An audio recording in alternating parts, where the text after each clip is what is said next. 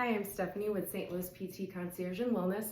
I'm here to show you a hip shifting exercise to get the lumbar spine and the pelvic bones back kind of in alignment. So what we kind of see with people is when they're standing, a lot of times they'll kind of put all the weight on one leg, or they'll be here, and it can kind of shift your pelvis out of alignment.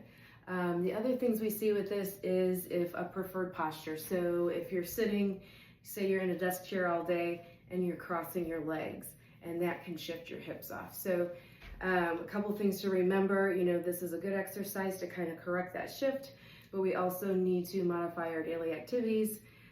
Try not to cross your legs at your thighs, cross instead at your ankles if you can, and watch some of the activities that may be causing a little bit of excessive hip shifting. So I just want to show you, so if your hips are shifted this way and you stand like this, even just a little bit, I'm exaggerating here, you'll have the wall on this side and you're going to push this hip straight into the wall, okay?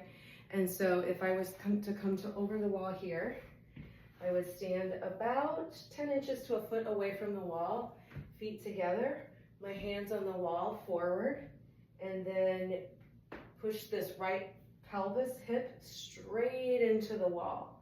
So I don't know if you can see here, but I'm pushing straight in, and you should feel a big stretch all up and down that right side. So you want to hold for 30 seconds, 60 is better.